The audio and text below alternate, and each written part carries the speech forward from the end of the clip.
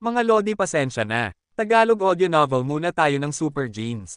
Dito ay mas detalyado ang mga pangyayari kaysa sa manga.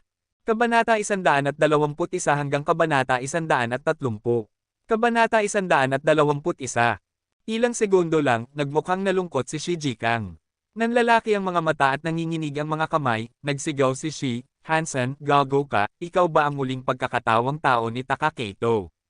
Nakikita ang mabilis na paggalaw ng kamay ni Hansen na parang may mga spasms, mas lalo pang nagulat at nagpanik si Shiji Kang dahil hindi niya hinawakan ang maraming lugar malapit sa kanya. Shi, parang baboy na pinapatay ka kung sumigaw. Tigilan mo ang pagiging dramatic, protesta ni Lumeng na nasa kalagitnaan ng isang laro. Lubos nang sumuko si Shiji Kang. Habang pinapanood ang pagsasayaw ng kamay ni Hansen, nawala ang lahat ng kanyang pagnanais na maglaro. Ikinibit ng balikat ni Shiji Kang at sinabi kay Lumeng, malakas ang kasanayan ni Hansen. Naniniwala ako sa ating silid, walang makakatalo sa kanya maliban sa leader. Sumagot si Lumeng, Shi, talo ka dahil sa iyo. Huwag mong idamay ang ibang tao. Lu, hindi ka man lang kasing galing ko. Kung lalaban ka kay Hansen, matatalo ka rin, sinadya ni Shiji Kang na itaas ang kanyang boses at sinabi. Ipapakita ko sa iyo kung sino ang tunay na master, pero kung manalo ako, kailangan mong maglinis ngayong buwan, sabi ni Lumeng. Biglang nagpakita ng bakas ng kagalakan ang mukha ni Shiji Kang, pero agad niya itong pinigilan. Mukhang nag-aalangan siya at pagkatapos ng mahabang panahon ay sinabi, sige. Pero kung matalo ka, kailangan mo ring gawin iyon. Okay, walang problema. Hayaan mo muna akong tapusin ang round na ito. Naniniwala si Lumeng sa kanyang sarili. Nakapasa na siya sa UNEVOLVED 9 sa Hand of God na medyo maganda sa lahat ng mga freshman. Marahil hindi siya ang pinakamahusay na manlalaro, ngunit madali siyang makasali sa Hand of God Society. Bilang karagdagan, lahat sila ay nasa Department of Archery na walang mataas na pangangailangan para sa bilis, kaya karaniwang ang mga mag-aaral ng archery ay mas mahina sa larong ito sa pangkalahatan. Maliban kay Hansen, hindi iniisip ni Lumeng na mayroon sa kanyang mga ka-roommate ang makakatalo sa kanya. Natalo si Shiji Kang kay Hansen dahil mahina ang kanyang kasanayan. Sino man ay maaaring talunin si Shi dahil masyadong mabagal siya. Sa makatuwid, hindi naniniwala si Lu sa sinabi ni Shi tungkol sa lakas ni Hansen. Tinapos ni Lumeng ang kanyang laro at ipinakita ang score sa harap ni Shi, kita mo. Ganito ang itsura ng landslide victory, 63-45. Genius ako. Ngayon ay walang silbi. Kailangan mong talunin si Hansen. Ngumiti si Shiji Kang kay Hansen at sinabi, Hansen, ayaw mo ring maglinis, tama ba? Kung matatalo mo siya, wala tayong gagawin sa loob ng isang buwan. Ngumiti si Hansen at sinabi, alam ko ang gagawin ko. Inimbitahan ni Lumeng si Hansen sa kanyang game room at sinabi ng walang pakialam, Hansen, magdudulot ng problema ang iyong ID. Kung hindi ka naniniwala sa akin, subukan mong maghanap ng laban sa Battle.net. Magpipila ang mga lalaki para sipin ang iyong puwet. Sanay na ako, ngumiti si Hansen. Ang pagkabigo ay mabuti. Tumutulong ito sa iyo na umunlad. Sinimulan ni Lumeng ang laro habang dahan-dahang umiinom mula sa isang bote ng tubig. Habang umiinom, pinag-init niya si Shiji Kang, Shi, tingnan mo kung paano ko tatalunan si Hansen ng mag-isa. Huwag mong tanggihan kapag natalo ka. Galing. Lu, galing ka lang. Kinuyam ni Shiji Kang ang kanyang mga labi habang nakakross ang kanyang mga braso, naghihintay na masiyahan sa palabas. Naisip niya, lahat ay pinapayagan lamang na gumamit ng isang kamay sa versus mode. Maghambog ka ng gusto mo ngayon, iiyak ka mamaya. Kaya ako, mayabang na sagot ni Lumeng, hindi alam ang masamang intensyon ni Shi. Sa pagtatapos ng countdown, lumabas ang mga spot at hindi pinlano ni Lumeng na itabi ang bote ng tubig. Umabot siya para hawakan ang mga spot habang umiinom, hindi niya pinansin ang kamay ni Hansen. Nararamdaman niya na hanggat naglalaro siya ng normal, tiyak na matatalo niya si Hansen.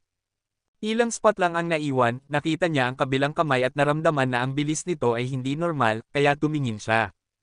Isang tingin lang at biglang natigilan si Lumeng, nakalimutan pang ang abutin ang mga spot. Ang bote ng tubig ay nagyelo sa gilid ng kanyang labi. Napanatili niya ang posisyon na iyon at hindi gumalaw ng matagal. Ang palad ni Hansen ay nanginginig sa isang nakasisilaw na bilis na parang may naka-install na lihim na makina. Nawala ang lahat ng mga spot. Pinili ni Lumeng ang UNEVOLVED 10 para sa round na ito at hindi man lang niya malinis ang mga spot sa kanyang sariling panig, habang nalinis na ni Hansen ang mga ito para sa kanya, habang mukhang relaxed. Lu, Ano nangyari sa pagtalo kay Hansen ng mag-isa? Paano mo kaya ngayon ang dalawang kamay? Nakita ni Shi Jikang na natigilan si Lumeng at tumawa. Subukan mo ang iyong puwet. Hansen, sigurado ka bang nakapasa ka sa UNEVOLVED 10? Umiyak si Lumeng. Tama iyan, sinabi ni Hansen nang walang pakialam. Sa katunayan, nakapasa na siya sa Evolver 4 na mas mataas kaysa sa UNEVOLVED 10. T** Nina. Sumumpa si Lumeng at umiyak, Shi, napaka-devious mo. Walang paraan na matatalo ng ating leader si Hansen. Sinadya mo akong iset up. Ikaw ang nagmungkahi ng paglilinis, hindi ako. Ngumisi si Shi Jikang at ibinuko ang kanyang mga kamay para ipakita ang kanyang kawalang kasalanan. UNEVOLVED 10. Hansen, maglaro tayo. Narinig ni Zhang Yang ang kanilang usapan at nag-aapoy ang mga mata niya. Pumasok si Hansen sa game room ni Zhang at madaling tinalo si Zhang. Ang level ni Zhang ay halos kapareho kay Lumeng, o marahil bahagyang mas mahusay. Pareho dapat silang nasa paligid ng UNEVOLVED 9. Maglaro ulit, hindi nasaraan ng loob si Zhang Yang. Muli siyang natalo. Maglaro ulit, gusto pang maglaro ni Zhang Yang. Natatalo ulit, halos nasusunog na si Zhang Yang. Kapatid, tumigil na tayo dito. Maaari mo na akong ituring na talunan. Talagang natatakot si Hansen kay Zhang, isang masochist na nagagalak sa pagkatalo. Sa wakas ay nakita ko ang aking nakatadhana na kalaban. Hansen, masayang pakikipaglaban. Masayang sigaw ni Zhang at hinaila si Hansen sa kanyang game room ng isang beses pa. Tumawa si Lumeng at Shi Jikang nang makita ito. Ang isang tao tulad ni Hansen ay maaari lamang mapigilan ng isang tao tulad ni Zhang Yang. Natatakot si Hansen kay Zhang. Mula nang maglaro sila noong panahong iyon, lagi siyang hinihila ni Zhang upang maglaro ng Hand of God tuwing may oras siya. Masaya siya ngunit hysterical si Hansen. Hindi ito ang tamang paraan. Kailangan kong pigilan ang kanyang pagnanais na makipaglaban sa akin. Kumikinang ang mga mata ni Hansen. Kabanata 122. Boss, libre ako ngayon. Gusto mo bang maglaro ng ilang rounds ng Hand of God? Nang lumabas sina Lumeng at Shi Jikang, kusang loob na iminungkahi ni Hansen kay Zhang Yang. Sige, pumasok si Zhang Yang sa laro at nagpadala ng imbitasyon kay Hansen. Nag-click si Hansen sa agree at pumasok sa game room ni Zhang na may mga mata na kumikislap at may bahagyang ngiti sa kanyang mukha. Kapag naglalaro siya kasama ang kanyang mga ka-roommate, kadalasang nakatuon siya sa mga spot sa kanyang sariling panig imbis na nakawin ang mga nasa kabilang panig. Upang mapahanap si Zhang ng ibang makakalaro, handa si Hansen na tuluyang pahinin siya at tingnan kung kaya pa nitong maging masaya. Mula tanghalian hanggang hapunan, naglaro sina Hansen at Zhang Yang ng maraming round sa loob ng 4 o 5 oras. Kasama ang oras ng paghahanda, ang isang round ay tumatagal ng higit sa 1 minuto. At magkasama silang naglalaro buong hapon. Mula simula hanggang wakas, hindi man lang nahawakan ni Zhang ang isang spot. Literal na zero. Kahit ganon, nagpatuloy pa rin siya buong hapon. Halos mabaliw na si Hansen, ngunit sa huli ay sumuko si Zhang Yang muna. Mukhang lumamig na ang kanyang dugo. Ahem, Hansen, oras na para sa hapunan. Ang mga salita ni Zhang Yang ay halos nagpasakit kay Hansen sa tuwa. Okay, boss, pupunta na kami sa hapunan. Mabilis na pinatay ni Hansen ang kanyang comlink. Magsusuka siya kung magpapatuloy pa sa paglalaro. Talagang hinangaan niya si Zhang Yang sa kanyang dedikasyon. Kung siya ang nasa posisyon ni Zhang, malamang na mawalan siya ng interes sa loob ng 1 oras, habang si Zhang ay naglalaro ng masaya buong hapon. Ngunit mula sa hapon na iyon, tumigil si Zhang Yang sa panggugulo sa kanya na maglaro ng Hand of God, na nagbigay kay Hansen ng kaunting ginhawa. Nagtataka sina Lumeng at Shi Jikang kung ano ang nangyari sa hapon na iyon na nakapagpahinto kay Zhang Yang. Ngunit nanatiling tahimik sina Hansen at Zhang Yang tungkol sa nangyari na hapon at tinawag ito nina Lumeng at Shi Jikang bilang ang pinakamisteryosong hapon sa Room 304. At hindi na muling naglaro sina Lumeng at Shi Jikang kay Hansen na kahit papaano ay nakapagpahinto sa sigasig ni Zhang Yang. Hindi madalas naglalaro si Hansen sa versus mode ng Hand of God. Maraming limitasyon at mas gusto niya ang single-player version na mas mahusay na nakakapagsanay ng kanyang mga braso. Napaka-interesado ni Hansen sa pag-operate ng mga Warframe kamakailan. Ang Warframe ay isang semi-mechanical semi-biochemical na humanoid na sandata. Kumpara sa mga tangke, ang mga Warframe ay may mahusay na maneuverability at mas madaling umaangkop sa iba't ibang terrain, habang ang mga kinakailangan para sa kanilang operasyon ay mataas din. Nang si Hansen ay nasa Integrated Compulsory Education System, walang Warframe na magagamit para sa mga estudyante. Sa makatuwid, interesado si Hansen ngunit wala siyang pagkakataong subukan. Sa kanyang kasiyahan, nagkaroon ng Blackhawk ng ilang warframe para sa mga layuning pang-edukasyon. Sa unang 3 buwan, nagkaroon ng training session para sa pagmamaneho ng warframe at natutunan ni Hansen ang mga batayan ng pagmamaneho ng isang warframe noon. Nagpatuloy din siyang mag-practice pagkatapos noon. Sa battlefield, ang warframe ang pinakapundamental na unit ng laban dahil karaniwang walang sundalo ang lalaban na nakasuot ng bulletproof suits at may dalang baril. Kahit sa isang street fight, laging nasa warframe ang mga sundalo. Kaya't nararamdaman ni Hansen na kinakailangan para sa kanya na magsanay ng operasyon ng mga warframe. Sakaling siya ay may padala sa unahan, ang kasanayang ito ay maaaring makapagligtas sa kanyang buhay. Kung magaling siya sa warframe, mas madali ang mga fighter aircraft. Tungkol naman sa mga interstellar warships, mayroon lamang ang Blackhawk na isang luma para sa palabas at ang operasyon ng mga warships ay maaari lamang ay practice gamit ang virtual reality. Ding! Habang patuloy na nagpa-practice si Hansen sa isang warframe, bigla siyang nakarinig ng tunog para sa transfer ng pera. Nang tingnan niya sa kanyang comlink, nakita niyang may 10 milyon na idinagdag sa kanyang account na nagulat sa kanya. Bago niya makita kung kanino ito galing, tumunog ang kanyang comlink. Hansen, nakuha mo ba ang pera? Boses ni Lin Beifeng ito.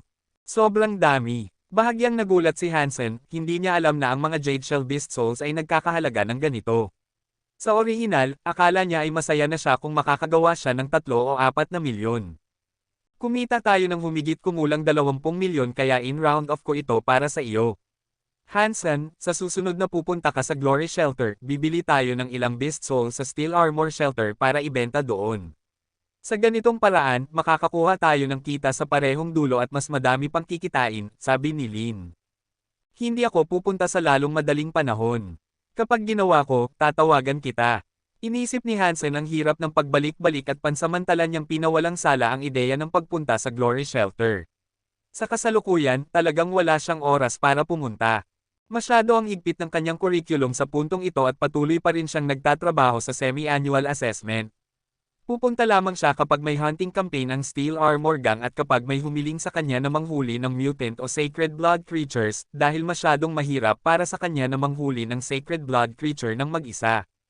Kahit na sinusubukan lamang niyang manghuli ng mutant creatures, kailangan niyang pumunta sa mga lugar tulad ng Dark Swamp.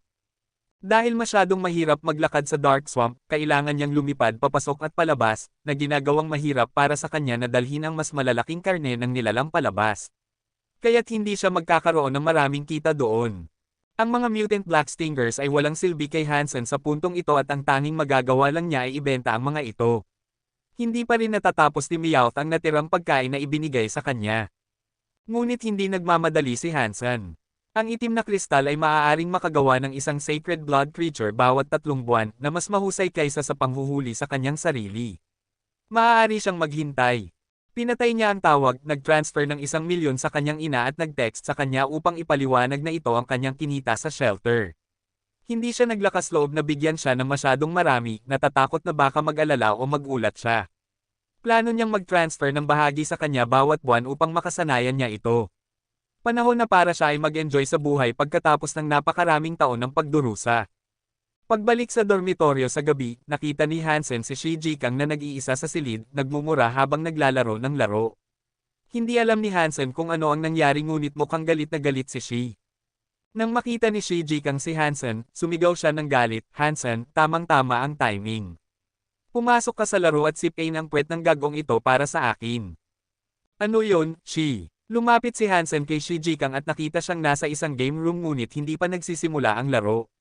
May 2 pang manlalaro sa laro. Ang ID ng isa ay Birdie at ang ID ng isa pang manlalaro ay Mangod. Nag-aaway sina Shi Jikang at Mangod, habang si Birdie ay nagtatapon ng mga mapanlate na komento kay Shi dito at doon, na nagpapainit kay Shi. Kabanata 123. Dahil sa paliwanag ni Shi Jikang, naintindihan ni Hansen ang buong pangyayari. Sa una, naglalaro si Shi laban kay Birdie. Medyo mahina si Shi sa larong ito at bihira siyang manalo sa Battle.net, kaya naghambog siya ng kaunti matapos niyang manalo ng ilang rounds laban kay Birdie. Mabait si Shi, kaya naghambog lang siya tungkol sa kanyang sarili at wala siyang masamang sinabi tungkol sa kanyang kalaban. Kahit na ganon, nagalit si Birdie at hiniling kay Mangod na ipaghiganti siya. Okay lang din iyon. Nagpakita si Shi at iyon ang resulta. Gayunpaman, nagmura si Mangod at sinabi na si Shi ay isang gago. At pinagtawanan din ni Birdie si Shi. Hindi ang tipo si Shi na basta nalang hahayaan iyon at kaya't nagtalo siya laban sa dalawa. Pero sa huli, limitado ang kanyang mga kasanayan sa paglalaro at wala siyang kumpiyansa nang sumagot kay Mangod na nagpainit kay Shi sa galit. Hansen, tulungan mo akong patayin ang nakakairitang mag-asawang ito. Sobrang galit ako, galit na sabi ni Shi. Agad, binuksan ni Hansen ang kanyang comlink at pumasok sa laro. Hintayin mo lang. Tinawagan ko ang aking kapatid para sipain ang iyong puwet at tingnan natin kung sino ang gago. Nakita ni Shi na pumasok si Hansen sa laro at sinabi kay Mangod. Haha, sino man ang dumating ay pantay na walang silbi. Ang kapatid ng isang basura ay basura rin. Maraming basura ang kaya kong talunin, mayabang na sabi ni Mangod. Well, hintayin mo lang. Hinimok ni Shi si Hansen na mag-login. Ang dahilan kung bakit naglalaro si Shi ay dahil tinanggihan ang kanyang aplikasyon na sumali sa Hand of God Society. Kahit na tinanggap sina Zhang Yang at Lumeng, hindi rin sila sumali para sa kanya. Dahil naaawa, gusto ni Shi na umunlad sa pamamagitan ng pagsasanay at subukang mag-apply muli sa ibang pagkakataon. Pagkatapos ng lahat, bukod kay Jianran, maraming magagandang babae sa lipunang iyon at sayang kung hindi sila sasali. Iyon ang dahilan kung bakit gumugugol siya ng maraming oras sa larong ito. Hindi inaasahan na mangyayari ang ganitong bagay, galit na galit siya at umaasa kay Hansen na ipaghiganti siya. Haha, wala nang pakialam kung sino ang tinawag mo. Si Brother Long ang haligi ng Hand of God Society, at top 20 sa contest noong nakaraang taon, mayabang na sabi ni Birdie. Sweet sister, kailangan nating maging low-key at bigyan sila ng kaunting pag-asa. Haha, nakangisi si Wang Long. Bihirang pagkakataon para sa kanya na magpakita sa harap ng isang babae, kaya kailangan niyang magaling. Punong-puno ng kumpiyansa si Wang Long. Siya ay isang mahalagang miyembro ng Hand of God Society at kilala niya ang bawat magaling na manlalaro sa campus. Kahit na hindi niya sila kilala ng personal, makikilala niya ang kanilang ID. Kung may mas mahusay kaysa sa kanya ang lumabas, malalaman niya at malamang na makikilala rin ng tao ang kanyang ID at igagalang siya. Di nagtagal, nakita ni Wang Long ang isang taong pumasok sa silid at tiningnan ang pangalan ng ID. Halos sumabog siya sa tawa. My girlfriend is Jianran, ang talunan. Anong klaseng talunan ang tatawag sa kanyang sarili ng ganyan? Naghahanap siya ng gulo. Tanong ni Wang Long, kaibigan mo ba ito? Oo, may problema ka ba? Hindi gaanong kumpiyansa si Shi. Noong huling pagkakataon na nag-register siya, may magaling na manlalaro sa Hand of God Society na nagngangalang Wang Long. Kahit na alam niyang magaling si Hansen, mukhang isa si Wang Long sa mga leader sa lipunan at nasa top 20 sa campus, kaya maituturing siyang pro. Hindi sigurado si Shi kung kaya siyang talunin ni Hansen. Wala. Balak kong maglaro ng casual, pero ngayon nakikita ko ang kanyang ID, kailangan kong sipain ang kanyang puwet. Pagkatapos ay nagpadala ng imbitasyon si Wang Long kay Hansen. Hindi nagatubiling mag-click si Hansen sa agree at pumasok silang dalawa sa laro. Pinagtawanan ni Birdie na nanonood, siguro sobrang libog niya kaya tinawag niya ang kanyang sarili ng ganyan. Ang kahihiyan. Hindi pa natin alam kung sino ang kaiyahiya, sagot ni Shi. Kahit na hindi siya sigurado tungkol sa resulta, hindi niya hahayaang magtapon ng masasamang komento ang isang babae sa kanyang kapatid. Malinaw ang resulta. Kayong mga basura, hindi kayo mananalo kay Brother Long.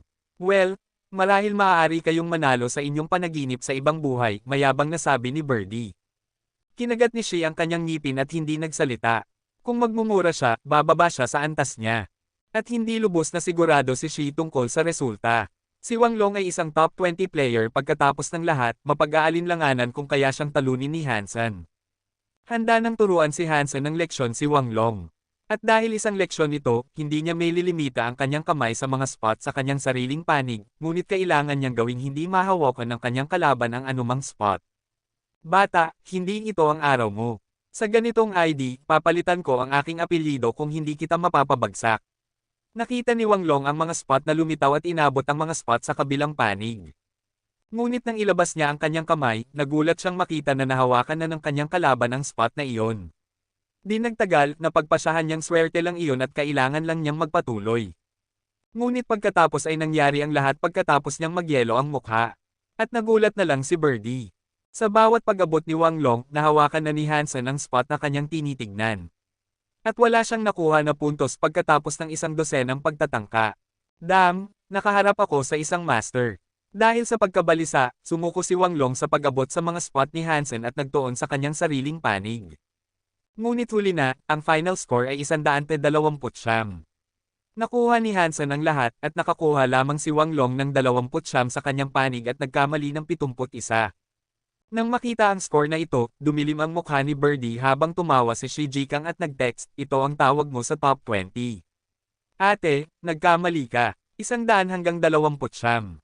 Kung ang ganitong manlalaro ay maaaring maging top 20, kung gayon ang Hand of God Society ay dapat na masama rin. Ate, makinig ka sa akin. Kung nagsisinungaling siya para kumuha ng pera mula sa iyo, okay lang. Kapag hindi mo pa nawawala ang iyong katawan sa kanya, tumigil ka na lang." Tahimik si Birdie at namutla si Wang Long. Agad niyang inimbita ulit si Hansen at naisip na marahil nagkamali lang siya ng strategy noong nakaraan. Marahil natalo siya dahil tinitignan niya ang mga spot sa kabilang panig. Gusto niyang patunayan ang kanyang sarili, kung hindi, masyadong kahihiyan iyon. Nag-click si Hansen sa agree at naglalaro ulit silang dalawa. Ginamit ni Wang Long ang lahat ng kanyang pagsisikap sa kanyang sariling mga spot at hindi man lang tumingin sa panig ni Hansen. Gayunpaman, habang pinagmamasdan ni Birdie, ang pagkakaiba sa bilis ay napakalaki na parang bisikleta kumpara sa motorsiklo. Kahit isang tanga ay makakapagsabi na ang dalawa ay hindi nasa parehong level. Kabanata 124. Naramdaman ni Wang Long na sa pagkakataong ito ay mas mabilis siya kaysa sa karaniwan at nagmalaki tungkol sa kanyang performance. Nang maramdaman niyang tiyak na siya ay mananalo, biglang natapos ang laro at siya'y naguluhan. Isang maayos na resulta, 100-80. 8 puwente ang nakuha ni Wang Long na nangangahulugang nakuha ng kanyang kalaban ang lahat ng 100 spot habang siya ay nakakuha lamang ng 8 puwenta. Isang malaking agwat. "Sino ka?" Nagulat si Wang Long sa mahabang panahon at pagkatapos ay nag-text siya sa kanyang kalaban. Akala niya ito ay isang sikat na manlalaro na may alternate account. Kaunti lamang sa campus ang makakapagpatumba sa kanya ng 20 puntos. Walang sagot mula sa kanyang kalaban, kundi isang imbitasyon para ipagpatuloy ang laro. Nang pumula ang mukha ni Wang Long, hindi niya maitanggi. Pinilit niyang sumang-ayon at tinanggap ang imbitasyon. Muli na namang walang pagkakataon si Wang na manalo. Hindi man lang sinubukan ni Hansen na nakawin ang mga spot ni Wang at nakatuon lamang siya sa kanyang sariling panig. Ang resulta ay muli na namang 100-80. Hindi alam ni Wang Long kung ito ay isang pagkakataon o disenyo. Kung sinadya ito, hindi niya maisip kung gaano kalakas ang kanyang kalaban. Isa pang imbitasyon, at sumang-ayon na naman si Wang Long. Pareho ang resulta, 100-80. Isa pang pagkakaiba ng 20 puntos, naramdaman ni Wang Long ang lamig at hindi alam ang sasabihin. "Bata, hindi ka na masyadong mayabang ngayon. Tinatawag mo ang sarili mong top 20. Pinagtawanan ni Shi at tahimik na umalis si Birdie sa game room sa kalagitnaan ng kanilang ikatlong laro. "May lakas ka bang maghintay ng 10 minuto? Hahanap ako ng isang tao para sipain ka." Nagpadala si Wang Long ng mensahe. "Okay, sino man ang dumating ay tiyak na matatalo. Kung magdadala ka ng dalawa, tatagain namin ang magkapareha." Nagbigay si Shi ng tiwala sa kanyang sagot at nakalimutan ang kanyang pagka-displeased. Hindi sumagot si Wang Long. Tiyak na tumatawag siya ng ibang tao. Sabi ni Shi na masigla, "Hansen, napakahusay mo na talagang natalo mo si Wang Long. Dapat kang maging professional player. Huwag mag-exaggerate. Dahil siya ay masyadong mahina at hindi karapat-dapat sa kanyang reputasyon," sabi ni Hansen habang nilalamang ang kanyang mga balikat. "Gusto ko kapag tinalo mo ang mga ganitong mahihinang basura," sabi ni Shi sa kasiyahan. Ipinabukas ni Wang Long ang game window at tumakbo sa katabing silid. Nakita ang isang lalaki na nagsasalita sa silid na iyon, siya ay labis na nagalak at sinabi, "Brother Lee, nandito ka na." "Ano ang panik dito?" Inis na sabi ni Liu Ke. "Liu Ke, natalo ako sa Hand of God, at dapat mo akong ipaghiganti," mabilis na sinabi ni Wang Long kay Liu Ke. "Mag-practice ka at ipaghiganti mo ang iyong sarili kapag umunlad ka." Nagtawanan si Liu Ke. "Masyado nang huli. Nakipaglaro ako sa kanya ng 3 rounds at nanalo siya ng 20 puntos sa bawat round." Hindi natatakot si Wang Long sa kahihiyan dahil si Liu Ke ay kanyang kaibigan at mas mahusay na manlalaro kaysa sa kanya. Noong nakaraang taon, nakakuha si Leo ng ika-11 pwesto sa campus. At si Brother Lee na ang pangalan ay Lizzie, ay isang tunay na master na nangungunang ika-7 noong nakaraang taon. Mas magiging maganda kung matutulungan siya. 20 puntos sa lahat ng 3 rounds. Kaunti lamang sa aming paaralan ang makakagawa nito. Sino ang taong iyon? Tanong ni Lee. Ngunit nagkamali siya sa isang bagay. Akala niya na ang 20 puntos ay isang malupit na pagtatansya at hindi niya napagtanto na ito ang eksaktong bilang sa lahat ng 3 rounds. Hindi ko alam. Ayaw niyang sabihin, sabi ni Wang. Hindi mo ba matutukoy mula sa kanyang ID? Ibinulong ni Liu Ke ang kanyang mga mata kay Wang. Isang bagong ID na hindi pa nakikita, na tinatawag na My Girlfriend is Jianran, mabilis na sinabi ni Wang Long. Nina. Ang tauna na iyon. Walang duda ayaw niyang sabihin kung sino siya. Kung malaman ni Jianran, magiging patay na siya. Halika't hulihin natin siya. Naging interesado si Liu Ke. Si Wang Long ay labis na nagalak at dinala si Li at Liu sa kanyang dorm room. Sinuri niya ang kanyang comlink at nakita ang dalawa roon pa rin. Talagang ganito ang ID. Subukan kong alamin kung sino ang nakakanakaw na taong ito. Sabi ni Liu Ke kay Lizzie na may ngiti. At pagkatapos ay binuksan ni Liu Ke ang kanyang sariling comlink, pumasok sa game room at nagpadala ng imbitasyon kay My Girlfriend is Jianran. Walang pakialam si Hansen kung sino ito at nag-click ng agree dahil wala naman siyang kilala. Si Xie ay hindi rin masyadong nakakaalam tungkol sa mga manlalaro sa campus. Nakita lamang niya si Wang Long nang subukan niyang mag-register at hindi niya makikilala sina Liu Ke at Lizzie sa personal, lalo na ang kanilang mga ID. Sinimulan ni Liu Ke ang laro. Habang naghihintay ng countdown, sinabi niya kay Lizzie, Brother Lee, nakagawa ako ng ilang progreso sa aking mga kamakailang pagsasanay. Sabihin mo sa akin kung ano ang opinyon mo. Inaasahan ko, sabi ni Lee na may ngiti. Nakatutok si Wang Long na nagmamasid na may nerbiyos. Kahit na mas mahusay si Liu Ke kaysa sa kanya at kaya rin siyang talunin ng 20 puntos, hindi siya sigurado sa resulta dahil natalo siya ng taong iyon sa 3 rounds ng 20. Nagsimula ang laro. Sa isang sulyap sa bilis ng kalaban, agad na nakatuon si Liu Ke at hindi naglakas loob na magpabeye kahit kaunti. Sinimulan niyang linisin ang mga spot sa kanyang panig at hindi siya na-distract. Ngunit ang mga nakatingin kay Lizzie at Wang Long ay lumaki ang mga mata na parang nakita nila ang multo. Ganap na agwat sa lakas. Ang taong ito ay mas mabilis kaysa kay Liu Ke na ang kamay ni Liu ay mukhang mabagal na parang snail. Lampas sa gulat si Wang Long. Ang taong ito ay sobrang bilis. Si Liu Ke ay nasa ika-11 pwesto sa campus at hindi man lang siya kasing antas ng taong ito. At si Li ay nagmamasid din sa laro na may maitim na mukha. Ang taong ito ay nagulat sa kanya. Sa panahon ng laro, maraming kaibigan ni Lee at Leo ang nakita silang online at nagpunta upang manood, lalo na ang mga kaibigan ni Lizzie. Maraming advanced player sa campus ang bumaha sa game room na ito. Put asterisk ng ina. My girlfriend is Jianran. Sino itong taunan? Ang ilan sa mga tao ay nakita ang ID ni Hansen at sumigaw. Maya-maya, napansin nilang lahat ang ID na ito, at naramdaman nilang napakalakas ng hakbang na ito sa Battle.net. Wala silang maisip na sino man na may ganitong lakas ng loob. Kabanata 125. Nang mapansin nila ang laro mismo, nakita nila na si My Girlfriend is Jianran ang may kalamangan. Mukhang napakabilis din niya at may napakalaking bentahe. Isang simpleng sulyap ay hindi magbibigay ng marami, ngunit sa tulong ni Leo bilang sanggunian, nalaman nila kung gaano siya kabilas. Nina. Ang kalaban niya ay si Liu Ke. Ang boyfriend ni Jianran ay napakalakas na pinapatumba si Leo na nasa ika-11 noong nakaraang taon. Naramdaman ng tao na masyadong mahirap basahin ang ID ni Hansen at pinalitan ito ng mas madaling pangalan. Oo, mas magaling siya kaysa kay Leo. Sino ang boyfriend ni Jianran? Dapat itong isang alt account ng isang master. Siyempre, dapat isa siya sa mga master, kung hindi, walang makakagawa nito kay Leo. Habang nag-uusap sila, natalo na si Liu Ke, at ang score ay nakapirmi sa 100-80. Nang makita ang score na ito, hindi nag-isip ng marami ang ibang ngunit si Wang ay nagulat dahil ang score na ito ay eksaktong nakuha niya, walang higit at walang kulang. Nawala si Leo at nagulat sa isang sandali, hindi inaasahang makikita ang ganitong score. Agad siyang nagpadala ng isa pang imbitasyon at mukhang hindi siya kumbinsido. Sumang-ayon si Hansen. Nagsimula ang isa pang laro at ang lahat ay nag-uusap kung sino ang misteryosong taong ito. Nang matapos ang laro, lahat sila ay napalawak ang mga mata nang makita ang eksaktong parehong score. Ang score ay nanatiling 100 hanggang 80, walang higit, walang kulang. Hindi makapaniwala si Liu Ke.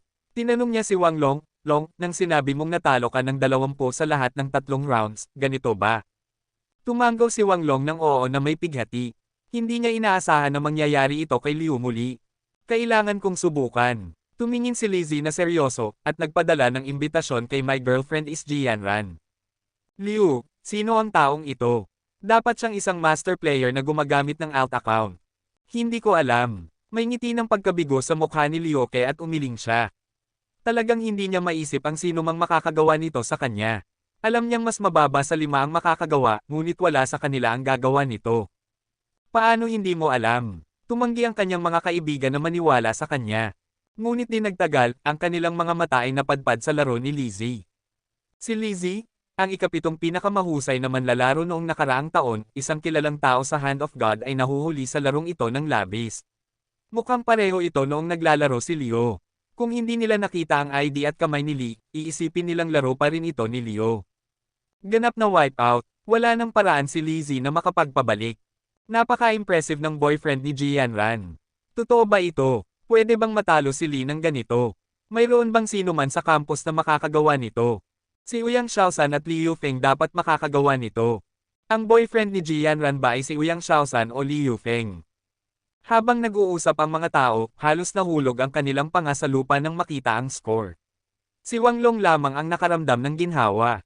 100 hanggang 8 puwenta, muli. Pero kung kahit si Lizzie ay may parehong score, kung gayon ang aking pagkatalo ay hindi mahalaga, naisip ni Wang Long. Nakita ni Lee ang score at kumunat ang kanyang mukha. Muli siyang nagpadala ng imbitasyon ng kalmado. Alam niyang hindi siya makakapanalo sa kanyang kalaban, ngunit nais niyang tiyakin kung ang score na ito ay hindi isang pagkakataon. Tinanggap ng kanyang kalaban ang imbitasyon at muling nagsimula ang laro. Sa oras na ito, tahimik ang game room at walang sino man ang nagtatype. Sa tahimik na pagmamasid sa laro, lahat ay nais malaman kung ang 20 puntos ay sinadyang kontrolin. Kung sinadyang pinanatili ang pagkakaiba sa 20, nakakabaliw lang isipin iyon. Hindi nila maisip kung anong uri ng tao ang makakagawa nito kay Lizzie. Nang ang score ay muling naging 100-80, lahat ay naisip na dapat silang mabaliw. Natalo si Lizzie, o talagang nalait. Ang kanyang kalaban ay hindi man lang nagsikap, kundi simpleng naglalaro lamang kay Lee. Hindi nila maisip ang agwat sa lakas. Ngayon lahat ay nagduda na ito ay si Ouyang Xiaosan o Liu Feng sa likod ng ID na iyon. Sa buong paaralan, sila lamang ang dalawa na maaaring magkaroon ng ganitong kakayahan. Marahil, nagpadala si Lee ng mensahe kay My Girlfriend is Jianran, sino ka? Pagkatapos ng ilang sandali, sumagot si Hansen nang hindi sinasagot ang tanong ni Lizzie, may nais bang maglaro?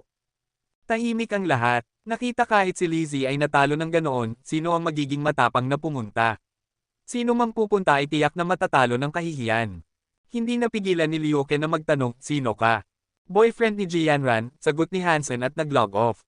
Matapos umalis si Hansen sa laro, nag-offline na rin si Shi at tumawa, haha, Hansen, ang galing mo. Ang saya-saya mo dyan. Ang astig. Huwag mag-alala, hindi ko sasabihin kanino ang iyong ID, o mapapatay ka ni Jianran.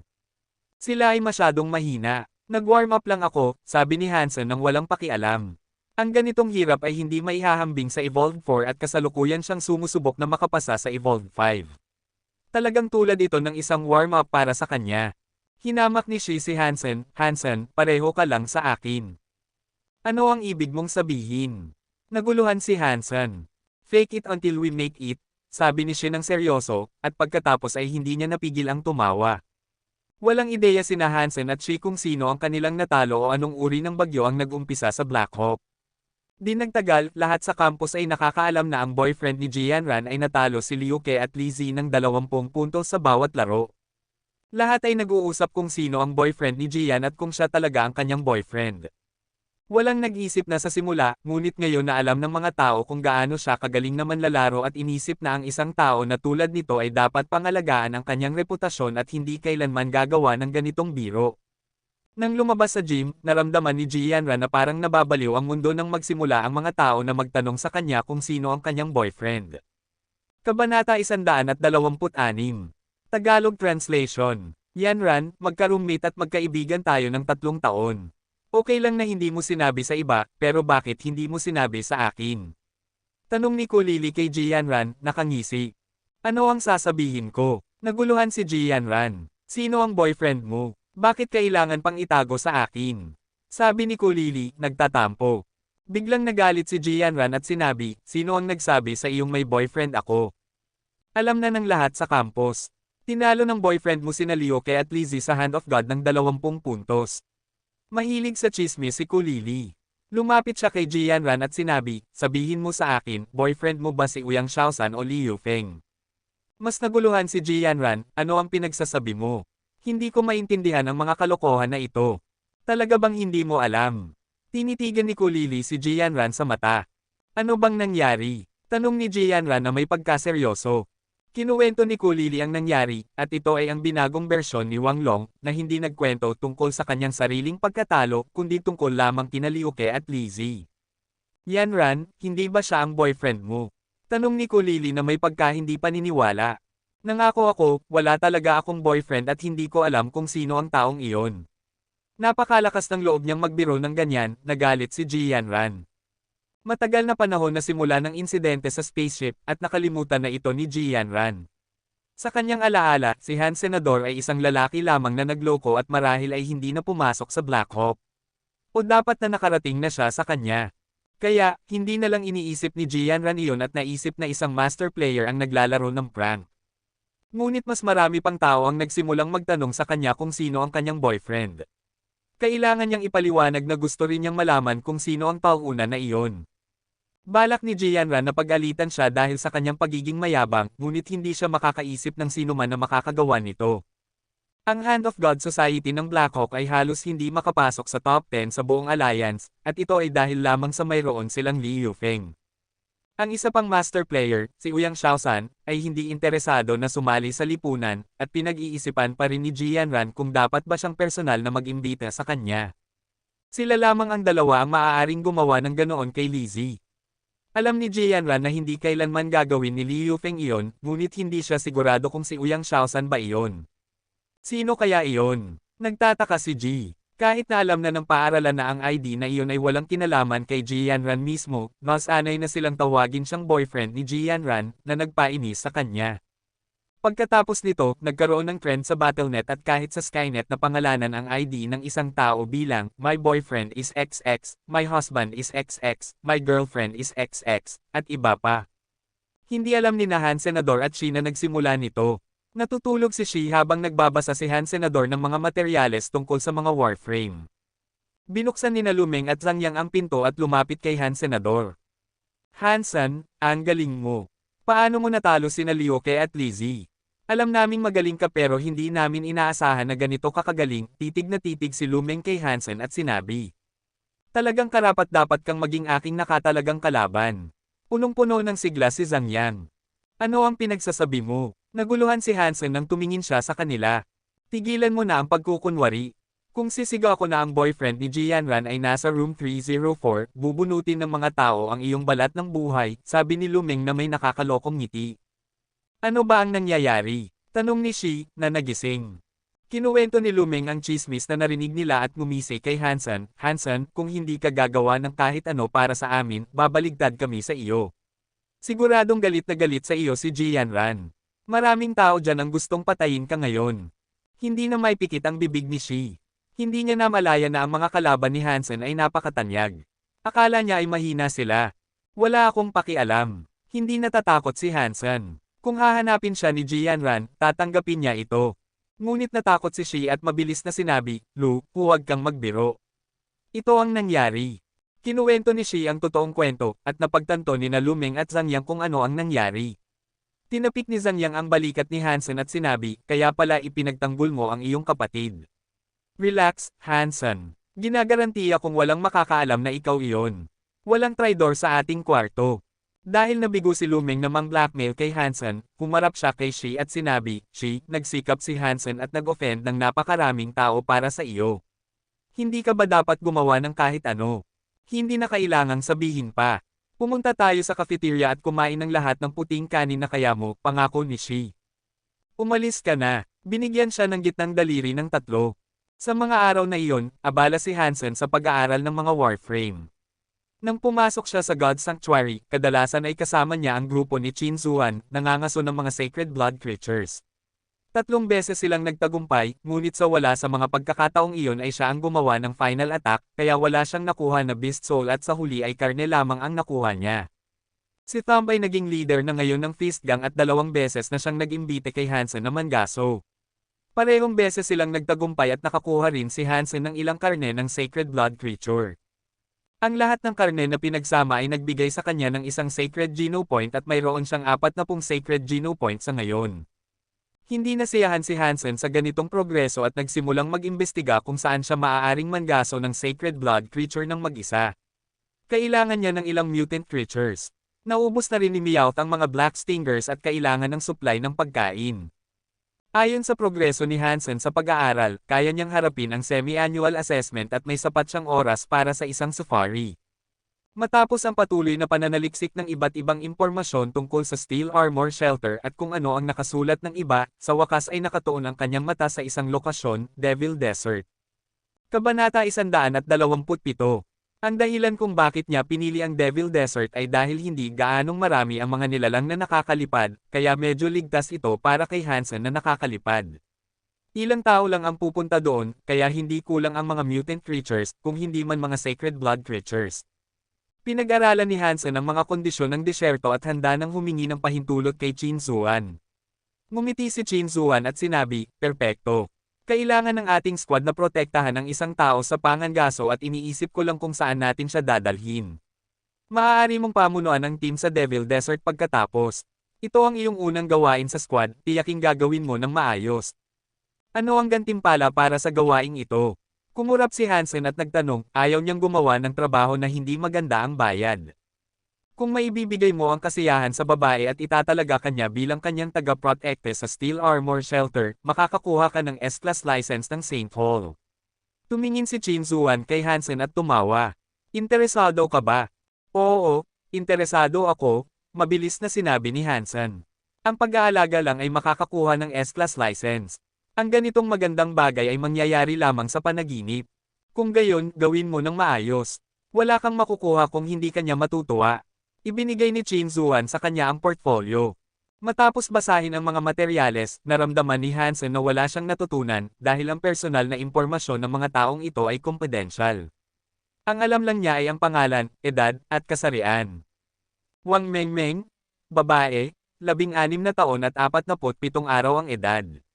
Station Master, hindi mo ba ako pinapunte sa isang lugar na tulad ng Devil Desert kasama ang isang batang babae na kakapasok lang sa God's Sanctuary? Hindi ko masisiguro ang kanyang kaligtasan. Nakasimangot si Hansen. Siyempre hindi. Ito ang iyong unang gawain, kaya hihilingin kong sumunod si Gambler sa iyo. Maaari ka ring pumili ng ilang tao mula sa Steel Armor Shelter. Ngumiti si Qin Zuan. Tungkol kay Wang Mengmeng, may isa pang sasabihin ako sa iyo. Kaklase mo siya. Kaklase ko, Black Hawk. Nagbibiro ka ba? Kakapasok lang niya sa God's Sanctuary at sa ganitong uri ng fitness, hindi niya maabot ang standard para sa anumang special enrollment program. Hindi siya naniwala ni Hansen. Ang ilang tao ay hindi kailangang pumasa sa exam. Lahat tayo ay may iba't ibang simula, tulad mo na protektahan siya, at siya naman ay protektahan. Ngumiti si Qin Zuan. Tandaan na magkaroon ng magandang relasyon sa kanya. Hindi ako interesado sa mga batang babae, sabi ni Hansen habang nilalamang ang kanyang mga balikat. Ikiniling ni Qin Zuan ang kanyang mga mata sa kanya at sinabi, pumili ka ng ilang team member sa Steel Armor Gang. Maaari kang pumili ng sino man maliban sa mga team leaders. Dapat ay mas mababa sa 10 miyembro at ang mga bayarin ay sakop ng squad. Tinanong ni Hansen si Su Xiaoqiao at ang iba pa na may mutant mount. Ayaw niyang sayangin ang kanyang oras sa paglalakad at hindi niya isasaalang-alang ang mga walang mount. Tungkol naman kay Gambler, tiwala si Hansen sa kanya. Siya ay isang matandang miyembro sa squad at may kamanghamanghang mga kasanayan tulad ni Slave Blade. Nang makita ni Hansen si Wang Mengmeng, sa wakas ay nalaman niya kung ano ang ibig sabihin ng mga pribilehiyo. Isang batang babae na mahigit 16 na taong gulang nakakapasok lang sa God's Sanctuary ng isang buwan ay may mutant shape-shifting beast soul, mutant armor, mutant weapon, at isang sacred blood beast soul mount na nagpainggit kay Hansen at sa iba pa. Kahit na mayaman si Lin Beifeng, siya ay isang baguhan lamang kung ikukumpara kay Wang Mengmeng. Ang mga beast souls na mayroon siya ay marahil hindi mabibili ng pera. Sa kabutihang palad, hindi isang nakakainis na prinsesa si Wang Mengmeng. Siya ay kaaya-aya at maganda. Magaling din siyang lumaban. Kahit na isang buwan pa lang siya sa God's Sanctuary, mukhang nakakuha na siya ng ilang Geno points. Dapat ay nagsanay siya ng maraming advanced Hyper Geno arts mula pagkabata. Gamit ang kanyang advanced beast souls, malamang na matatalo niya si Su Xiaoqiao sa isang laban. Patuloy na naglalakbay ang team at hindi kailanman nagreklamo si Wang Mengmeng. Kuya Hansen, narinig ko kay Ate Chi na nasa Blackhawk ka rin. Nasa Department of Warframe ako, anong department ka? Tinawag ni Wang Mengmeng si Hansen na kuya sa isang natural at matamis na tono. Sa katunayan, ang mga bata mula sa mga kilalang pamilya tulad ni Wang Mengmeng, Ching, at Yuan ay lahat ay may magandang asal at madaling pakisamahan. Ahem, pwede mo akong tawaging Hansen. Naka-enroll din ako ngayong taon. Parehong freshman tayo at ako ay isang archery major. Natutuwa si Hansen na makipag-usap sa isang kaibig-ibig na babae tulad niya na ginagawang hindi gaanong nakakabagot ang paglalakbay. Ang archery department ay ang department na sinusubukan ng ating paaralan na palakasin ngayong taon at sigurado akong mabilis na mangyayari ang pagbabago. Ikaw ba ay specially enrolled? Nagsimula nang makipag-chat sa kanya si Wang Mengmeng. Oo, Kuya Hansen, maaga kang pumunta sa Steel Armor Shelter kaya nakita mo na ba mismo si Dollar? Tanong ni Wang Mengmeng na may pag-asa. Oo, nakita na nating lahat siya sa contest. Bakit mo siya tinatanong? Nagulat si Hansen nang tumingin kay Wang Mengmeng. Fan ako ni Dollar, pero sayang hindi siya nagpakita mula nang dumating ako dito, kaya hindi ko pa siya nakikita, sabi ni Wang Mengmeng na may kaunting pagkadismaya. Muling nagtanong si Wang Mengmeng, Kuya Hansen, pwede mo ba akong kwentuhan ng tungkol kay Dollar? Ahem, wala akong alam. Kailangan mo siyang tanungin dahil alam niya ang lahat. Tinuro ni Hansen si Su Xiaoqiao. Mabilis na tinapik ni Su Xiaoqiao ang kanyang dibdib at sinabi, ano ang gusto mong malaman? Kaibigan ako ni Dollar at ako ang nagpangalan sa kanya na Dollar. Wow, kung gayon alam mo ba kung ano ang tunay na itsura ni Dollar? Dapat napakagwapo niya. Masayang tumingin si Wang Mengmeng kay Su Xiaoqiao. Gwapo, syempre, siya ang pinakagwapo. Malapad ang dibdib, mahaba ang binti, at maganda ang bilog na puwet. Nagpatuloy sa pagkukwento si Su Xiaoqiao at halos gusto nang patayin siya ni Hansen. 4 na araw silang naglakbay para makarating sa Devil Desert. Magaling si Wang Mengmeng at mabilis siyang umuunlad sa pangangaso. Lagi siyang sinusundan ni Hansen at Gambler. Kahit na nakikipaglaban siya sa isang nilalang, laging nakasunod si Gambler sa kanya at ang pana at palaso ni Hansen ay laging handa para iligtas siya. Kung may mangyari sa kanya, ang buong squad kasama si Qin Zuan ay mapapahamak, kaya hindi naglakas loob na magpabeya si Hansen. Kinabukasan ng hapon matapos nilang makapasok sa disyerto, sumigaw si Su Xiaoqiao na nagsisilbing scout na may pagkagulat, isang mutant creature. Mabilis na pinatakbo ng lahat ang kanilang mga mount at nakita ang isang sorang tulad, apoy na pula at may gintong sungay na nilalang na kasing laki ng tigre na tumatahol sa kanila. Akin na ito. Ito ang unang pagkakataon na nakita ni Wang Mengmeng ang isang buhay na mutant creature. Inilagay niya ang kanyang mount at sinugod ang mutant creature na may 2 mutant beast soul lancet sa kanyang mga kamay. Kabanata 128. Nagkatinginan sina Hansen at Gambler at tumakbo patungo sa kanya, sakaling may mangyaring aksidente. Kahanga-hanga ang mga kasanayan sa pakikipaglaban ni Wang Mengmeng. Kahit na makatapat niya ang mutant creature gamit ang ilang Hyper Geno Arts. Ang iba ay pumunta sa kaliwa at kanan, sinusubukang palibutan ang nilalang. Mukhang may kaunting karunungan ng mutant creature at tumakas lang nang makita ang intensyon ng team. Napakabilis din ito at nasa 50 talampakan ang layo sa isang iglap. Tigil. Mabilis na tinawag ni Wang Mengmeng ang kanyang Sacred Blood Mount, isang oso na may pilak na puting balahibo, at tumakbo sa likod nito. Pagkatapos ay lahat ay nakasakay sa mount, sinusubukang makasabay kay Wang Mengmeng. Ngunit napakabilis tumakbo ng mutant creature at pagkaraan ng ilang sandali, nagsimula silang mahuli. Naramdaman ni Wang Mengmeng ang pagkabalisa at hinimok ang kanyang oso na tumakbo ng mas mabilis. Wang Mengmeng, huwag mo nang habulin mag-isa. Masyadong delikado, sigaw ni Gambler. Wala akong pakialam. Kaya kung patayin ang mutant beast na ito. Bilasan nyo. Ayaw ni Wang Mengmeng na makatakas ang nilalang, kaya tumakbo siya ng buong bilis. Nagkatinginan sina Hansen at Gambler at mabilis na sumunod, ngunit ang mount ni Wang Mengmeng ay Sacred Blood. Kahit na hindi ang lakas ang kanyang malakas na punto, mas mabilis pa rin ito kaysa sa kanilang mutant mounts at di nagtagal ay naunahan na niya sila. Ang team ay desperadong hinimok ang kanilang mga mount na makasabay at sinubukang huwag masyadong mahuli. Hindi naman sila masyadong nag-aalala dahil ang kanilang pinagsamang puwersa ay malamang na sapat para patayin ang isang Sacred Blood creature. Tumingin si Wang Mengmeng sa paligid at wala siyang nakitang ibang nilalang kundi ang isa ito. Bukod dito, malapit na siya at ayaw niyang mawala ang biktima. Kaya, patuloy niyang hinimok ang kanyang puting oso na habulin ang mutant creature. Wala ka nang matatakbuhan ngayon. Hinabol niya ang mutant creature patungo sa isang burol, at inilabas ng nilalang ang dila nito, hinihingal at nahiga, na parang pagod na tumakbo. Tumalon si Wang Mengmeng mula sa puting oso, tinawag ang kanyang mga lancets, at sumugod. Biglang ngumiti ang mutant creature na parang tao, na nagpatakot sa kanya. At pagkatapos ay nakita niya ang maraming nilalang na mukhang katulad nito ngunit kulay abo ang kulay na naglalakad mula sa likod ng burol. Di nagtagal ay napuno ang lugar at hindi bababa sa daan-daan ang bilang nila. Biglang nagulat si Wang Mengmeng at alam niyang nagkamali siya. Ang mutant creature ay sapat na matalino upang dalhin siya sa pugad nito. Kahit na ang ibang mga nilalang ay primitive lamang, marami sila at hindi niya kayang harapin silang lahat. Agad na sumakay si Wang Mengmeng sa likod ng kanyang oso at tumakas, habang hinahabol siya ng mga nilalang na parang tsunami. Sa kabutihang palad, hindi masyadong malayo sina Hansen at Gambler. Nakita ni Hansen na nakulong si Wang sa gitna ng mga grupo ng mga nilalang, kaya tinawag niya ang kanyang hornbow at nagpaputok ng palaso patungo sa kanya. Nipalilibutan na si Wang Mengmeng ng mga nilalang. Kahit na ang puting oso ay may malaking lakas at nagwawasak sa mga nilalang, nagawa pa rin nilang itapon ang kanilang sarili sa kanya. Pinaikot ni Wang Mengmeng ang kanyang mga lancets, ngunit hindi niya maalis ang lahat ng mga nilalang na malapit sa kanya. Nang makita ang isang kuko sa kanyang balikat at mga ngipin na kumakagat sa kanyang puting leeg, desperado si Wang Mengmeng na hindi na niya kayang labanan ang isa ito. Sa sandaling ito, isang whoosh ang sinundan ng isang ungol. Ang nilalang sa kanyang likod ay tinamaan ng isang itim na palaso at nahulog sa lupa. Whoosh! Whoosh! Whoosh! Ang mga palaso ay nagmula sa malayo at pinatay ang bawat nilalang.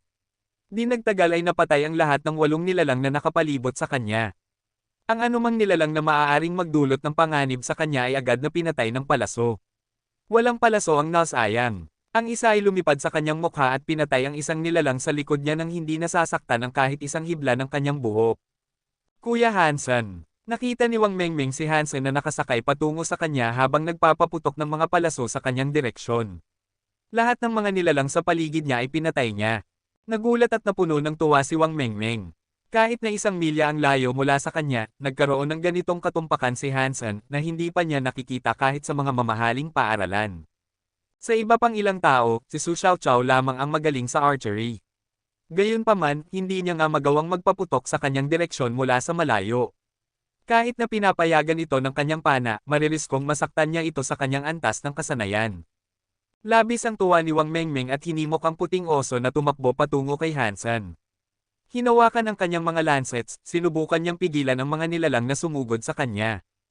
Hindi siya nag-aalala tungkol sa mga hindi niya kayang labanan dahil tiyak na lilito ang mga palaso sa tamang oras para patayin sila. Unti-unting lumiit ang distansya sa pagitan ng dalawang panig at di nagtagal ay nagsama-sama na sila. Nang tumingin sa paligid ang team, nagulat sila nang makita ang libu-libong kulay abong nilalang na sumugod patungo sa kanila. Damn, talagang matatalino ang mga hayop na ito. Alam pa nilang akitin tayo sa kanilang bitag. Sumigaw si Su Xiaoqiao habang hinihila ang lubid ng kanyang pana. Kasalanan ko ito, sisihin ni Wang Mengmeng ang kanyang sarili. Hindi ito ang tamang oras. Napakaraming nilalang dito na hindi natin kayang patayin silang lahat. Subukan nating tumakas. Tumungo si Hansen patungo sa lugar kung saan sila nanggaling. Hindi pa siya nakakalayo nang makita niya ang buhangin sa harap niya na nanginginig at lumulubog. Isang higanting uod na mukhang isang silkworm ngunit kasing laki ng isang lokomotibo ang lumabas mula sa buhangin at binuksan ang malaking bibig nito, sinusubukang lamunin sila. Isang rockworm. Damn, dapat ay higit pa sa isa. Ang mga ito ay gregarious. Pinilit ni Hansen ang kanyang mount na baguhin ang direksyon upang maiwasan ang pag-atake nito. Medyo nag-aalala siya dahil nabasa niya ang tungkol sa mga rockworms. Kahit na primitive lang ang mga ito, napakalaki nila at may malaking lakas. Bukod dito, napakabilis nilang gumapang sa buhangin. Tiyak na isa sila sa mga pinakakatakot na nilalang sa Devil Desert. Kabanata 129. Kung mag-isa lang si Hansen, maaari niyang tawagin ang Purple Winged Dragon Beast Soul at lumipad pataas. Gayunpaman, kailangan niyang protektahan si Wang Mengmeng at hindi niya magagawa iyon. Boom! Bumagsak ang napakalaking katawan ng rockworm at gumawa ng hukay sa lupa. Lumilipad ang buhangin at gumugulong ang mga bato, mas nakakatakot kaysa sa pagsabog ng granada. Mas nakakatakot pa ay ang paglabas ng higit pang rockworms mula sa ilalim ng lupa at hanggat nakikita ng team, ang lupa ay natatakpan ng mga uod na hindi bababa sa daan-daan ang bilang. Sa harap nila ay mga rockworms at sa likod nila ay ang dagat ng mga sorang tulad na nilalang. Napalilibutan sila ng mga nilalang. Nagkatinginan sina Hansen at Gambler at naunawaan ang kanilang mga iniisip. Kinagat ni Gambler ang kanyang ngipin at sinabi, protektahan mo siya, ako ang bahala sa daan. Binalik ni Gambler ang kanyang mount at sumugod patungo sa mga sorang tulad na nilalang. Mas mabilis pa siya kaysa sa kanyang mutant mount. Makinig kayo. Sundan niyo si Gambler palabas at ang sinumang mahuli ay mamamatay, sabi ni Hansen, binuhat si Wang Mengmeng mula sa likod ng kanyang puting oso at pinaupo sa likod niya. Sigaw niya, tapos na ang laro. Ngayon, kumapit ka sa akin at lalaban tayo para sa ating buhay. Magaling lumaban si Wang Mengmeng at mayroon siyang maraming beast souls. Gayunpaman, sa isang melee na tulad nito, hindi makakaligtas ang isang walang karanasang babae tulad niya. Pagdating sa buhay at kamatayan, ang mga veterano lamang na nagkaroon ng matalas na instinct ang may mas malaking tsansa na mabuhay. Dali-daling niyakap ni Wang Mengmeng si Hansen mula sa likod. Hinimok ni Hansen ang kanyang mutant three-eyed beast mount at ang toro tulad na mount ay umungol habang sinugod ang mga sorang tulad na nilalang. Namumuno si Gambler sa isang jambiye sa bawat kamay. Kumikislap ang mga jambiya sa kanyang mga kamay na parang mga paro-paro, pinuputol ang lalamunan ng lahat ng nilalang na malapit sa kanya. Walang makakapigil sa kanya at isang duguan na landas ang naiwan sa kanyang likuran. Sumugod si Hansen sa landas na iyon at hindi tumigil ang kanyang mga palaso, pinapatay ang lahat ng mga nilalang na sinusubukang magtipon sa paligid. Gayunpaman, mayroon lamang siyang 50 Z-Steel arrows na naubos na. Ang natitira lang sa kanya ay ang Beast Soul Arrow na maaaring makuha muli at magamit muli, ngunit masyadong mabagal ang prosesong iyon para sa kanya. Kailangang itulak ni Hansen ang ilang mga nilalang gamit ang kanyang hornbow. Ang iba pang bahagi ng team ay naglalaban din ng buong lakas, nais na magbukas ng daan palabas mula sa walang katapusang mga nilalang. Sa likod nila, ang mga rockworms ay nakasunod sa isang hindi kapani-paniwalang bilis. Kapag naabutan sila ng mga ito, wala nang ibang paraan para mabuhay kundi ang lumipad. Nag-splash ang dugo at halos nakalabas na sila. Pagkatapos ay humangal ang mutant creature na hinabol ni Wang Mengmeng noong una, nakatayo sa isang burol na malayo sa kanila. At pagkatapos ay nakita nila ang higit pang mga nilalang na papalapit sa kanila mula sa lahat ng direksyon. Mayroon ding ilang mga sorang tulad na may itim na sungay na nilalang na halos eksaktong kapareho ng mutant creature ngunit may puting balahibo. Nang makita ang mga puting nilalang, nalungkot ang puso ng lahat. Sumigaw si Su Xiaoqiao, hindi pwede.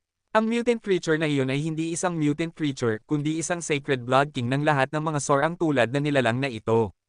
Ang mga puting ito ay mga mutant creatures. Nagsimula na tayo ng gulo. Nakita ni Wang Mengmeng ang mga puting mutant creatures sa gitna ng iba at nagulat siya. Napakaraming mutant creatures na parang mamamatay ang buong team dito. Sumigaw si Gambler sa harap, Dam, isang sacred blood king. Napakaraming mutant creatures na hindi ko na kaya pang magpatuloy. Sabi ni Hansen kay Wang Mengmeng na nakaupo sa kanyang likod, ibigay mo sa akin ang iyong mga lancets. Napahinto si Wang Mengmeng at inilipat ang kanyang mutant beast soul lancets kay Hansen. Kumuha si Hansen ng lubid at bumaba sa kanyang mount. Pagkatapos ay dinala niya si Wang sa lupa na parang wala siyang timbang at inilagay siya sa kanyang likod. Ginamit niya ang lubid para itali siya roon. Ano ang ginagawa mo? Nagulat na sabi ni Wang Mengmeng. Lumabas, sabi ni Hansen sa malamig na tono. Sa isang pulang anino, nag-shapeshift siya sa Fairy Queen at ang buong katawan niya ay natakpan ng pulang armor maliban sa kanyang ulo. Mga mata na kulay pula, ruby crown sa kanyang ulo at maikling itim na buhok na naging mahaba at blonde, hinawakan ni Hansen ang mga lancets at tumakbo patungo kay Gambler na parang isang pulang kidlat. Gambler, takpan mo ako. Ako ang magbubukas ng daan, sigaw ni Hansen sa tabi ni Gambler.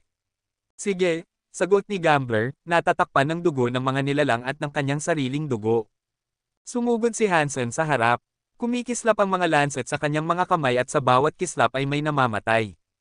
Primitive Horn Sand Fox Hunted. No Beast Soul Gained. Primitive Horn Sand Fox Hunted. No Beast Soul Gained. Tuldok. Hindi pinansin ni Hansen ang boses sa kanyang isipan at tumitig lamang sa mga mutant Horn Sand Fox na sumusugod sa kanya. Sinusubukan ng desperado ni Su Xiaoqiao at ng iba pa na makasabay, ngunit nang makita nila ang bilang ng mga mutant Horn Sand Foxes, natakot sila. Ang mga mata ni Hansen ay kulay pula na parang dugo. Gumalaw na parang kidlat, ang mga lancets ay napakabilis na naging isang blur. Hindi pinansin ng mga mutant Horn Sand Foxes, patuloy siyang sumulong na dala si Wang sa kanyang likod. Mahigpit na nakahawak sa leeg ni Hansen, na puno ng pagkakasala at panghihinayang si Wang Mengmeng. Kung hindi dahil sa kanya, hindi sila mapapahamak ng ganito. Nahaharap sa napakaraming mutant creatures, hindi niya alam kung makakaya nilang makalabas. Ang ilang mutant horned sand foxes ay nasa kanilang harapan pero kalmado pa rin si Hansen. Sa kaunting paggalaw, kumagit ang isang lancet sa lalamunan ng isang Zoro. Lumipad ang ulo ng isang horned white fox. Nabasa sina Hansen at Wang Mengmeng ng dugo ng Zoro. Nang hindi kumukurap, tumakbo si Hansen at sinugod ang pangalawang mutant horned sand fox. Kabanata 130. Nanood si Wang Mengmeng sa nangyayari na nanlalaki ang mga mata. Parang nakasakay siya sa roller coaster, pero mas nakakatakot ang karanasang ito kaysa sa anumang roller coaster. Nakahiga siya sa likod ni Hansen, at pareho ang anggulo ng paningin nila. Pinanood niya ang lahat ng galaw ni Hansen, pag-iwas, pagliko, paghawak, pag-atake. Nang makita ang walang katapusang mga horned sand foxes na sumugod patungo sa kanila at pagkatapos ay ang kamatayan ng lahat ng mga ito, naramdaman niyang parang isang killing machine si Hansen, napakabilis ng kanyang mga galaw at bawat pag-atake ay nag-aani ng isang buhay. Ang mga mutant horned sand foxes at ang mga primitive ay pinapatay ng isang suntok lamang, walang exception. Nabasa ng dugo sina Wang Mengmeng at Hansen, at hindi na makikilala ang orihinal na kulay ng kanilang armor. Kahit na ang mahabang blonde hair ng Fairy Queen ay naging pula at tumutulo ang dugo. Biglang nakaramdam si Wang Mengmeng ng kakaiba. Parang hindi totoo ang lahat sa kanya, na parang nanunood siya ng pelikula tungkol sa isang magandang killing spree. Parang isang walang kapaguran na killing machine si Hansen. Nawala ang lahat ng kanyang takot nang malaman niyang kaya niyang patayin ang lahat ng mga Zoro kung kinakailangan. Iba ang nakikita ni Hansen ngayon kaysa sa nakikita ng karaniwang tao. Ang lahat ng galaw ng mga horned sand foxes ay naging napakabagal na nakikita niya ang bawat galaw nila. Sa kanyang mga mata, kahit na ang mga mutant ay kasing bagal ng isang lolo na humihingi ng tulong. Sa wakas ay naunawaan ni Hansen ang pinakamagandang katangian ng Fairy Queen. Nang mag-shapeshift siya sa Fairy Queen, mas lumakas ang kanyang kakayahang hulaan. Ngayon ay kaya niyang tamaan ang anumang gusto niya. Masyadong mabagal. Hindi pa rin nasiyahan si Hansen sa bilis ng mga horned sand foxes dahil hindi sila makasabay sa bilis ng pagpatay. Sana mas marami pa sila, naisip pa ni Hansen. Ngunit sinasabi ng kanyang katwiran na dapat silang tumakbo ng kasing bilis ng kaya nila dahil hindi magtatagal ang shapeshifting. Kapag hindi na kaya ng kanyang katawan, kailangan niyang bumalik sa kanyang tunay na anyo at kahit na gumamit siya ng mga pakpak noon at iniligtas si Wang, mamamatay sina Su Xiaoqiao at ang iba pa. Dapat makalabas bago matapos ang oras ng shapeshifting, naisip ni Hansen sa kanyang sarili, mas binilisan pa ang paghawak sa mga lancets. Nagulat ang iba pang bahagi ng team. Hindi pa nila nakikita si Hansen na nakikipaglaban sa isang melee. Laging naniniwala sila na siya ay isang magaling na archer at ayaw niyang ilagay ang kanyang sarili sa anumang panganib. Ngunit nang makita nilang ibinaba ni Hansen ang kanyang pana at palaso, nalaman nila kung gaano siya kakilakilabot sa isang melee. Ang mutant horned sand fox ay pinatay din sa isang suntok lamang. Hindi pa nila nakikita si Hansen na nagkamali. Napakagaling. Kahit sila ay hindi maiwasang manginig. Ang ganitong kahusayan sa pagpatay ay isang spree lamang, napakakatakot at nakakatuwang panoorin na parang gusto mong umungol. Umaling muli ang Sacred Blood horned sand fox at umatras ang mga mutant foxes, habang mas mabilis na sumugod ang mga primitive foxes patungo sa kanila. Sa isang iglap, alam ni Hansen kung ano ang gusto ng Sacred Blood Fox King. Sinusubukan nitong gamitin ang mga primitive horned sand foxes upang ubusin ang kanyang oras ng shapeshifting dahil alam nitong hindi nagtatagal ang shapeshifting. Gusto nitong umatake sa kanila kapag natapos na ang kanyang oras ng shapeshifting. Tuso ang hayop na ito, mura ni Gambler. Pinutol ng kanyang mga jambias ang lalamunan ng isa pang primitive horned sofa fox na nahulog sa lupa, nanginginig sa sakit. Tumingin si Hansen sa Sacred Blood Fox King at dumilim ang kanyang mga mata. Nawala ang mga lancet sa kanyang mga manggas at isang itim na hornbow ang lumitaw sa kanyang mga kamay. Ang Black Stinger Arrow ay nakalagay na at nakatutok sa Fox King sa tuktok ng burol. Masyadong malayo, kaya bang abutin ng palaso iyon? Sinuri ni Su Xiaoqiao ang distansya sa pagitan nila at ng Fox King. Masyadong malayo nga ito, mukhang napakaliit mula dito, kaya dapat ay mga 1.5 milya ang layo nito. Sa ganitong distansya, kahit na maabot ng palaso ni Hansen, magiging mahina na ito pagdating doon. At paano kaya iyon makakapatay ng isang sacred blood creature? Mukhang nagbabahagi ng parehong iniisip si Su at ang Fox King, nakatayo pa rin doon at nakatingin kay Hansen na may bakas ng pang-uuyam. Damn! Medyo masama ang loob ng Sacred Blood Fox King na ito, sigaw ni Gambler nang makita ang tingin ng Fox King. Matatag ang mga kamay ni Hansen. Biglang naging itim na anino ang palaso na lumilipad sa kalangitan patungo sa mayabang na Fox King. Masyadong matalino ang Sacred Blood Fox King para maniwala na kaya talaga siyang saktan ng palaso, at hindi niya balak umiwas. Kung may ganitong kapangyarihan ang kanyang palaso, dapat ay ginamit na niya ito bago padalhin ng Fox King si Wang Mengmeng sa bitag. Whoosh! Ngunit di nagtagal ay nagpanik ang Fox King nang matuklasan na mas lumakas pa ang bilis ng palaso nang papalapit ito sa kanya. Nang sa wakas ay mawala ang biyaya ng Fox King at gustong tumakbo, medyo huli na. Kahit na tumalon siya ng kasing taas ng kaya niya, sinusubukang umiwas sa palaso, tumama pa rin ang palaso sa kalamnan ng kanyang harapan na parang ahas. Nag-splash ang dugo at umalangaw-ngaw ang kanyang sigaw. Natamba ang mapagmataas at tuso na Fox King dahil sa palaso at gamulong pababa sa burol. Nang marinig ang sigaw ng kanilang hari, huminto ang mga fox sa pag-atake at tumingin sa burol kung saan nakatayo ang hari. Siyempre, hindi nila ito nakita dahil nahulog na ito. Biglang nagkagulo ang mga fox at hindi alam ang gagawin. Bilisan nyo, utos ni Hansen at tumakbo.